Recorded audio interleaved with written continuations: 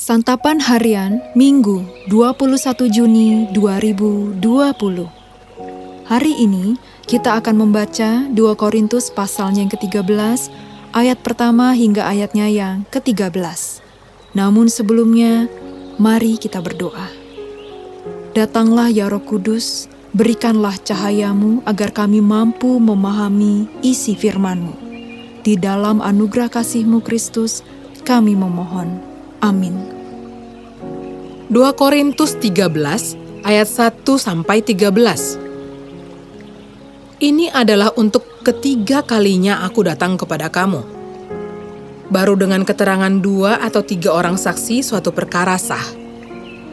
Kepada mereka yang di masa yang lampau berbuat dosa, dan kepada semua orang lain, telah kukatakan terlebih dahulu, dan aku akan mengatakannya sekali lagi. Sekarang pada waktu aku berjauhan dengan kamu, tepat seperti pada waktu kedatanganku kedua kalinya, bahwa aku tidak akan menyayangkan mereka pada waktu aku datang lagi.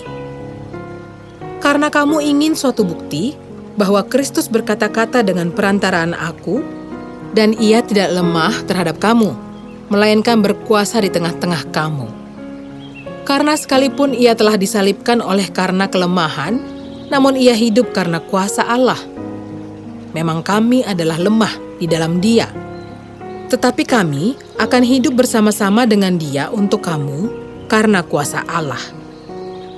Ujilah dirimu sendiri, apakah kamu tetap tegak di dalam iman? Selidikilah dirimu, apakah kamu tidak yakin akan dirimu bahwa Kristus Yesus ada di dalam diri kamu? Sebab jika tidak demikian, kamu tidak tahan uji. Tetapi aku harap bahwa kamu tahu bahwa bukan kami yang tidak tahan uji. Kami berdoa kepada Allah agar kamu jangan berbuat jahat, bukan supaya kami ternyata tahan uji, melainkan supaya kamu ini boleh berbuat apa yang baik, sekalipun kami sendiri tampaknya tidak tahan uji. Karena kami tidak dapat berbuat apa-apa melawan kebenaran, yang dapat kami perbuat ialah untuk kebenaran. Sebab kami bersukacita apabila kami lemah dan kamu kuat. Dan inilah yang kami doakan, yaitu supaya kamu menjadi sempurna. Itulah sebabnya, sekali ini aku menulis kepada kamu ketika aku berjauhan dengan kamu, supaya bila aku berada di tengah-tengah kamu, aku tidak terpaksa bertindak keras menurut kuasa yang dianugerahkan Tuhan kepadaku untuk membangun dan bukan untuk meruntuhkan. Akhirnya saudara-saudaraku, bersukacitalah, usahakanlah dirimu supaya sempurna. Terimalah segala nasihatku. Sehati sepikirlah kamu, dan hiduplah dalam damai sejahtera. Maka Allah, sumber kasih dan damai sejahtera akan menyertai kamu. Berilah salam seorang kepada yang lain dengan cium yang kudus. Salam dari semua orang kudus kepada kamu. Kasih karunia Tuhan Yesus Kristus dan kasih Allah dan persekutuan Roh Kudus menyertai kamu sekalian. Sahabat Santapan Harian, pada bagian akhir suratnya, Paulus menyampaikan harapan dan nasihat. Ia berharap jemaat menguji diri apakah mereka tegak dalam iman. Ia mengajak mereka menyelidiki diri sendiri, apakah Kristus Yesus benar-benar ada di hati mereka. Ia menasihati mereka agar melakukan hal yang benar dan yang baik, bukan yang jahat.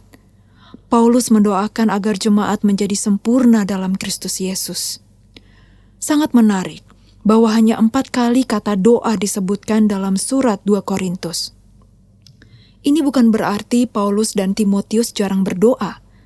Kata doa yang dimaksudkan adalah doa Paulus untuk jemaat Korintus yang sangat dikasihinya.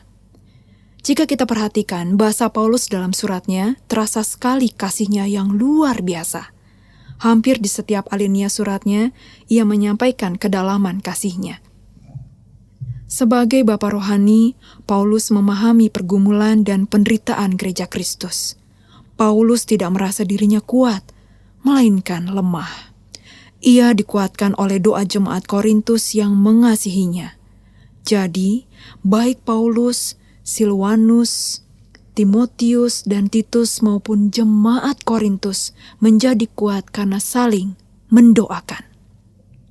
Demikian juga dengan orang percaya pada masa kini.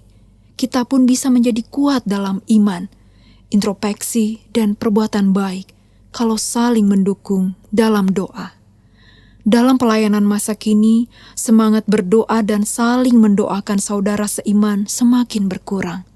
Doa sudah menjadi pemanis bibir.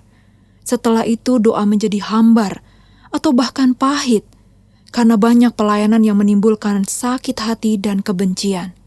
Tidak sedikit pelayan Tuhan mengalami kekeringan dan mati rohani.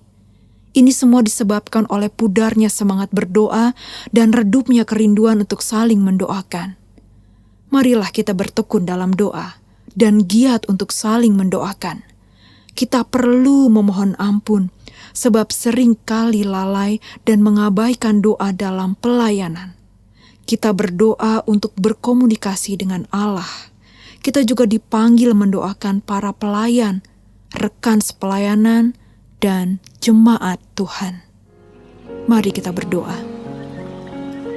Ajarkan kami untuk rajin berdoa. Di dalam cinta-Mu, Yesus, kami memohon. Amin.